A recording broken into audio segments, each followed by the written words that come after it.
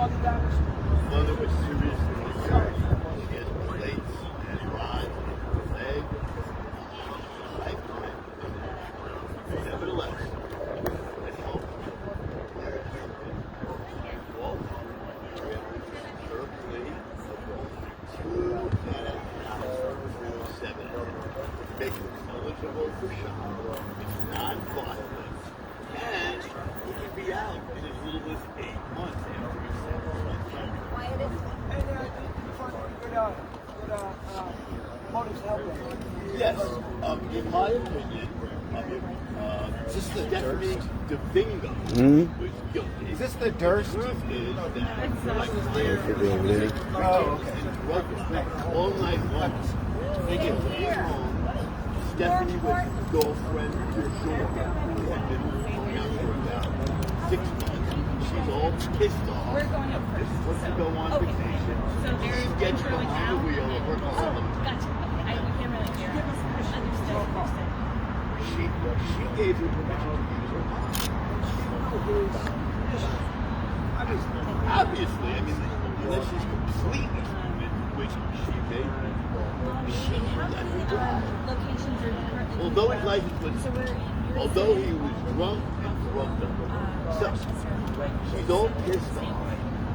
She decides she's going to possess him. She's going to push him. She's going to assault him, which caused him. That is lies. That was my theory. I felt that a jury would have agreed with me, certainly, that the government, the people, would have failed to prove him guilty. I said, let's pick a jury. I walked in there, first thing I said, let's pick a jury. That's how we got the plea. By always going in, ready to pick a jury, you get the best possible. I sure did. And Detective Walls, as you know, you saw that the girlfriend, the bingo, never got out of the car. Now, if you were passenger, Can you hear me? and you had just run over to a woman and her baby, don't you think you'd get out of the car? Can you hear me?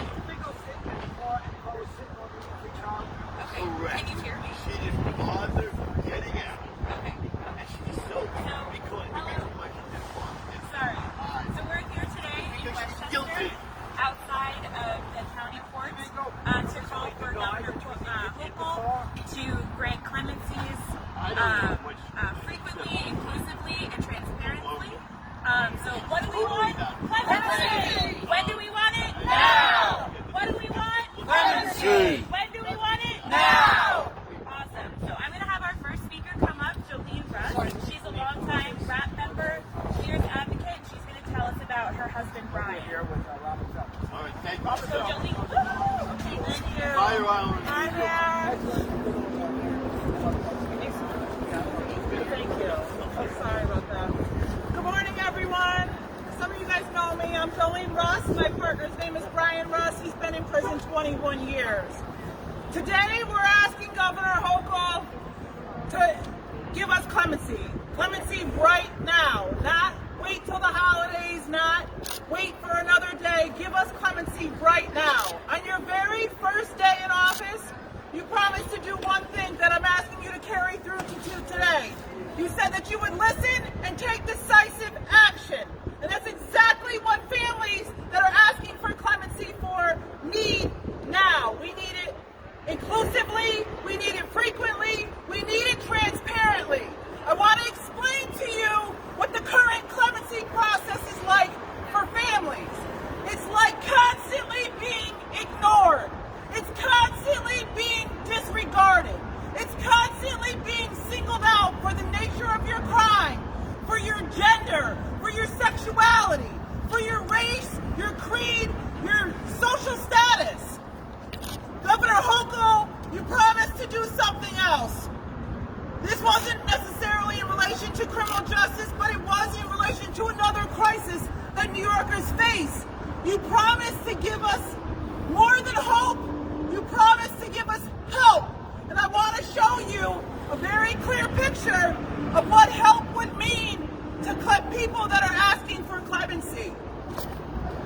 It would mean releasing our people people. It would mean allowing them to stand with us instead of having to visit them at a prison, instead of having to speak to them in little bits on the phone, instead of having to sit on a visit floor 8 feet apart that is still only has 50% capacity because of COVID restrictions. Families are suffering every day. Governor Hochul, you have also pointed out that the conditions in these prisons are inhumane, substandard, and unacceptable in the state of New York. People that are asking for clemency have walked a long path of rehabilitation. They're committed to their redemption, and they deserve to be released in a fair and timely manner.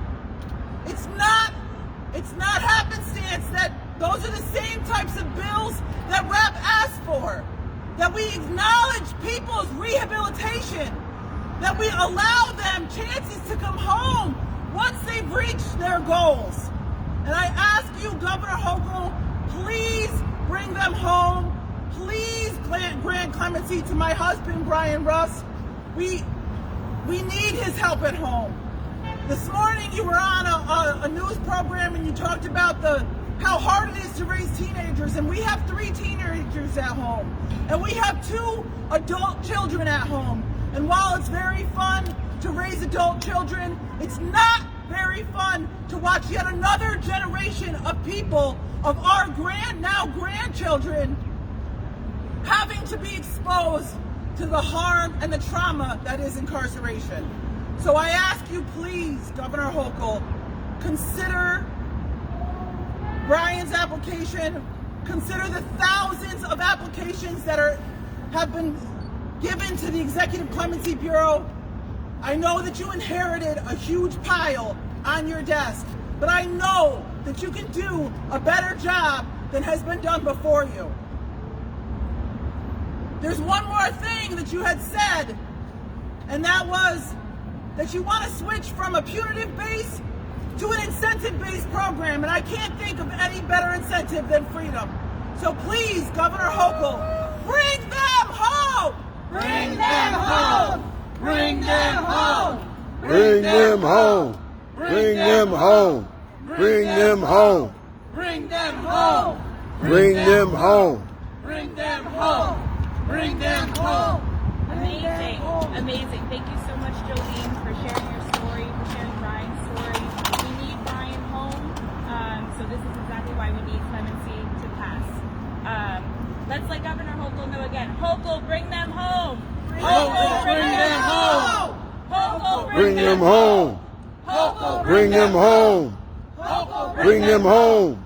Hochul, Bring them home! Yes. Okay, next up we're going to have Jeffrey Deskovic, founder of the Jeffrey Deskovic Foundation and exoneree, and he's going to share about his experience and why clemency is so important. Thank you very much.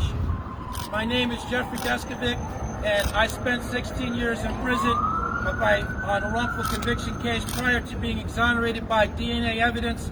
My case was right here in White Plains. Since my exoneration 14 years ago, I've become an attorney, founder of the Jeffrey Deskovic Foundation for Justice, which exonerates wrongfully convicted people and pursues policy changes aimed at preventing that. I'm part of the coalition group It Could Happen to You, and I'm also a frequent volunteer of RAP. So today, talking about clemency.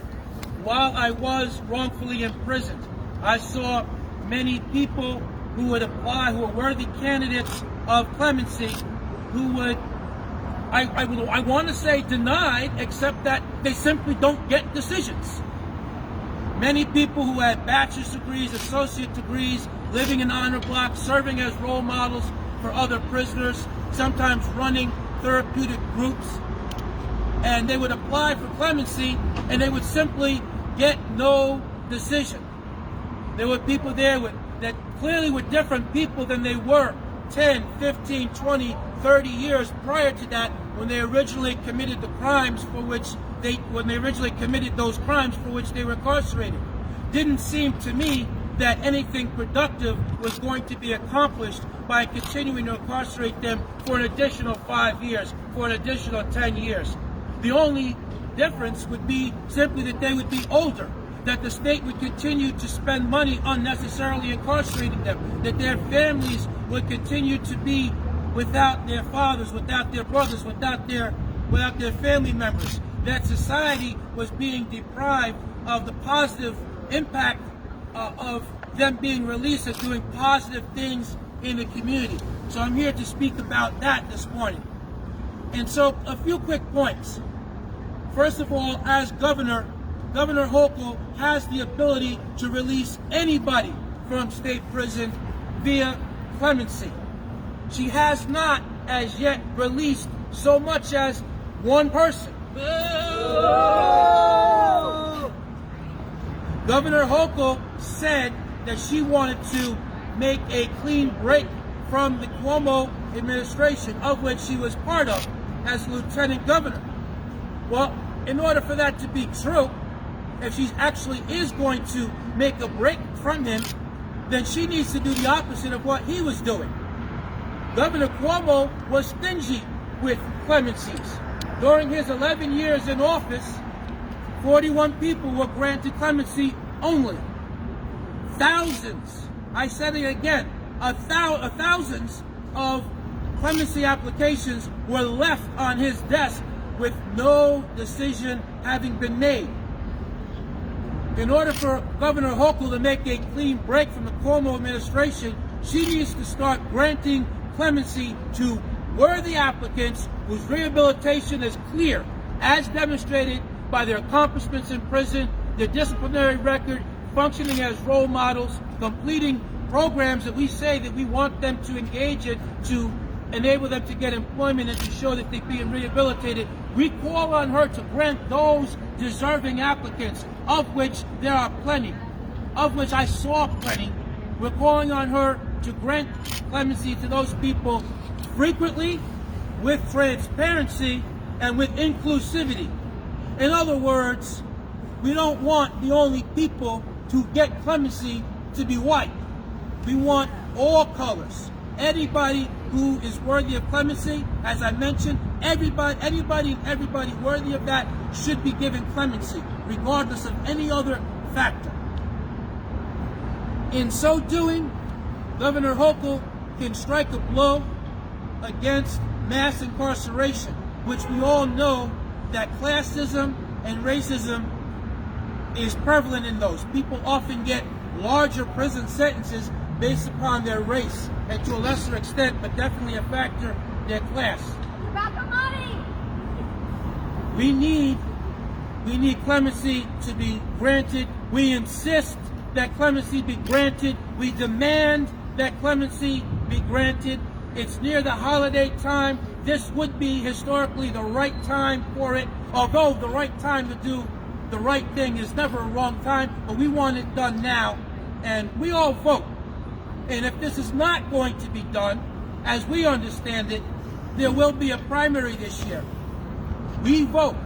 And if she's not going to engage in criminal justice reform, then we know that we need to look elsewhere for our votes. But we're not willing to do that just yet without seeing what she does. So therefore, we're calling on Governor Hochul one more time to grant clemency frequently, with transparency and inclusivity. Bring them home. Bring them home. Bring them home. Bring them home. Bring them home. Bring them home. Bring them home. Bring them home. Bring them home. Bring them home. Bring them home. Bring them home. Bring them home. Bring them home. Bring them home. Thank you very much. Thank you, Jeffrey. So we're just going to close out here in Westchester. Again, we're calling for Governor Hochul to grant clemencies.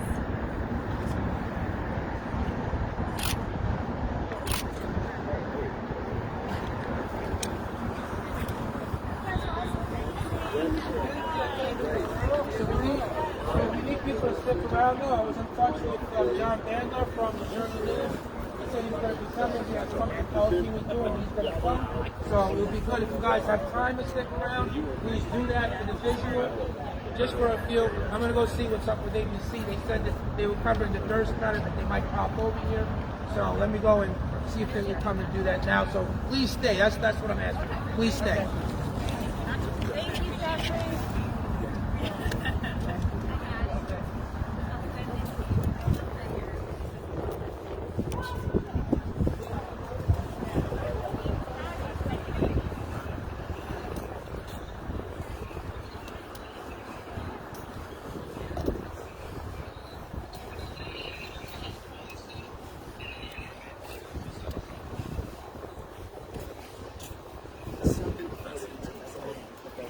Shows from now on of like why you don't. Yeah.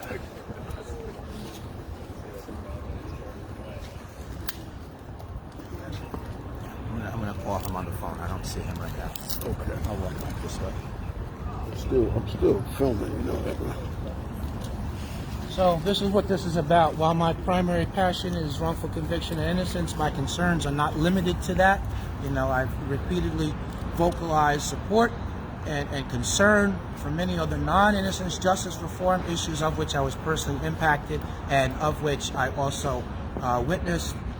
Previously, I've done a lot in terms of parole efforts, and clemency is kind of like the brother of parole. So I did see many noteworthy candidates of clemency who would simply not get responses, and anybody who can be safely released back into society should be.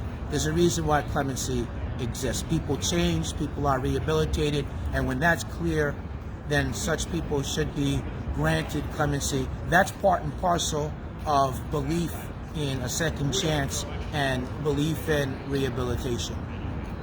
So anything other than that is not acceptable to us, and hence doing the rally today, calling on Governor Hochul to grant clemency frequently, inclusively, and with transparency.